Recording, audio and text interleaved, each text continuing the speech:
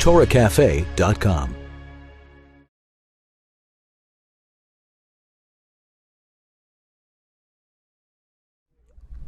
There's a very moving story that I heard recently about an elder chassid, a Hasidic man in the times of the Holocaust, who found himself in Auschwitz, and one night decided, in order to survive, he went around looking in the dumpster for any leftover food, things that have been thrown out, and he was digging around in the garbage.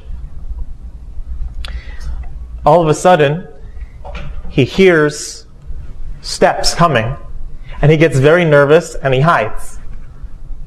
He thought it was an officer. When he looks through the cracks to see what's going on, he notices that it's a teenage boy, a Jewish boy, who's doing the same thing, who's looking through the garbage, trying to find any scraps of food. So the man, this elder chassid, approached this young teenage boy and said, "I'm sorry, lad. I've been digging around here for 20 minutes, haven't found a scrap of food. I don't think you're going to find anything. I don't have any food to offer you, but I do have something I can offer you." And he turned around and gave him a hug. These two, this teenager and this elder man, after the war kept in touch. From time to time, they would call one another. If they were in the same place, they would see one another. And one time, this teenage boy said that it was that hug at that moment that got him through the war. Because that hug gave him a sense of humanity back. It made him feel like a person again. He felt loved. He felt cared for. All the things that had been stripped from who he was came back at that moment.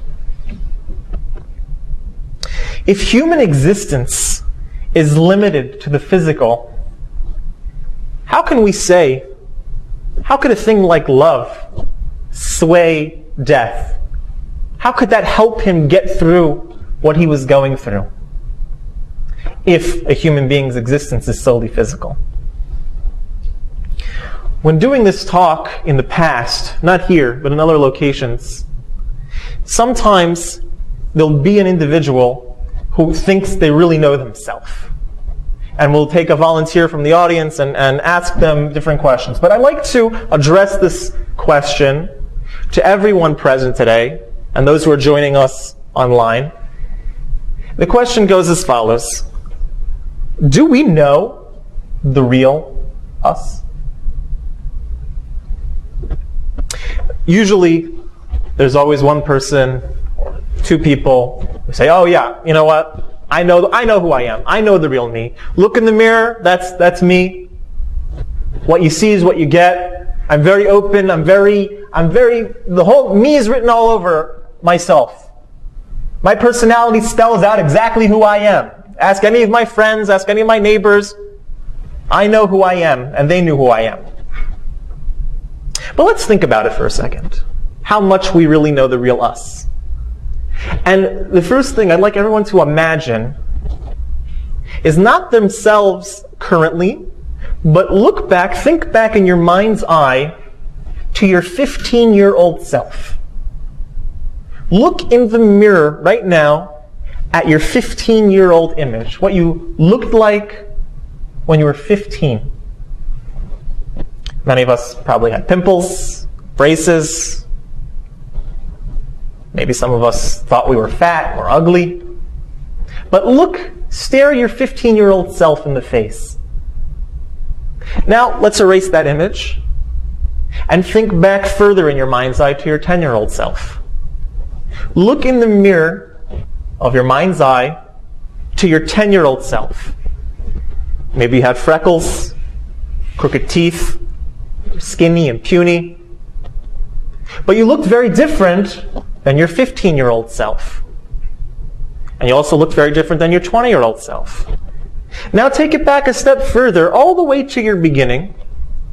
which is something that we can't really remember, but think of what it would have looked like, your newborn self. What you looked like. You've seen pictures probably. What does your newborn self look like? Now the question is, which one is the real you? You've changed a lot. You look very different than you did when you were 15, when you were 10, and when you were 5. And we could do it the opposite direction too. Think about what your 80-year-old body will look like. Don't think too hard. But think about it. Is that the real you? Is now the real you? Or is your 15 or 10 or 5-year-old or newborn you the real you? You're constantly changing. We're all constantly changing. Which one is the real us? Now, aside from looking different, your 10-year-old self, your newborn self, biologically you are actually different. Scientifically, your cells are dying all the time and being replaced. So really, the you that you are now will be a different you, a physical you, biologically different you in 5 years from now, or 5 years ago, or even less. And I know some people who know this fact and they like to tell that to the credit card company. It wasn't me who bought that. It wasn't. So physically, we're completely different throughout our entire life. Think about, forget physical now, put that aside. Intellectually, you think about things differently when you're 5, and when you're 10, and when you're 15, and when you're 20, and the age you are now, and you'll probably think about things a little bit differently when you're 80. So which one is the real way that you think? Take it back another step. Emotionally.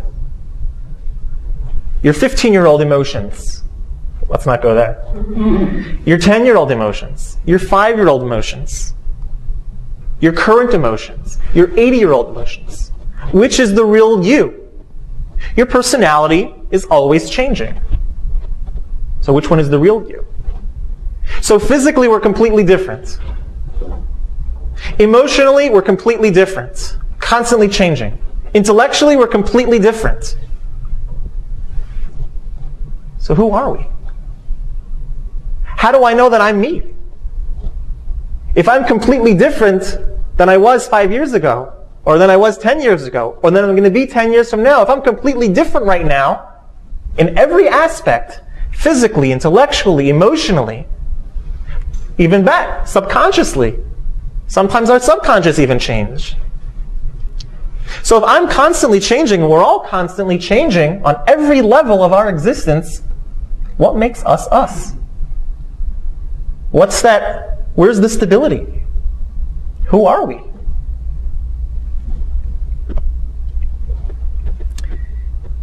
So a person could go through their entire life, if they didn't think about these things, without even knowing the real them. The body and everything associated with it are constantly changing. Everything physical, by nature, by the nature of being a finite created being, is thereby limited, temporary, and subject to constant change. Everything in the physical world is temporary and subject to change. The soul, on the other hand, the spirit, what we'll call the essence of the person, the thing that makes you, you. If you're going to point to yourself, where would you point? The you. The soul, the spirit, is the only thing that does not change. So everything in the physical world, including the physical body and everything attached with it, the emotions, the intellect, is constantly changing. The soul and the spirit are the only thing that contain any type of permanence. That's the real, that's the unchanging, that's the essence. The soul, or the essence of a person, is that which doesn't change. God is also unchanging. Godliness is synonymous with permanence, and our soul is a piece of God. Being that we're connected with God, being that we have that piece of God within us, that is the only part, the soul is the only part in us that remains us. That's the real us, the non-changing, non-swaying, non-temporary us. The body is created only to be a conduit of the soul, and everything in the physical world is only created to be a conduit of its spiritual root. The goal of life, our primary goal in life, is to unmask, is to see the world in that light, is to see how everything in the world is merely a shell or merely a conduit to express the inner spirit, the inner godly energy contained within. What happens, though? Most of the time we don't look at the physical world or physical life as a means to an end, as a conduit, as merely a vessel. We get so caught up in it because we're physical people and because we think with our physical mind, and that's the thing that's most real to us. So we get caught up in the means, and we consider that as the end. That which is meant to be the means to the end, we look at that as the end in and of itself. It becomes a shell that conceals rather than a means to reveal. What is the soul? And what does it want? And how do we get back in gear to establish that connection? Find out next time.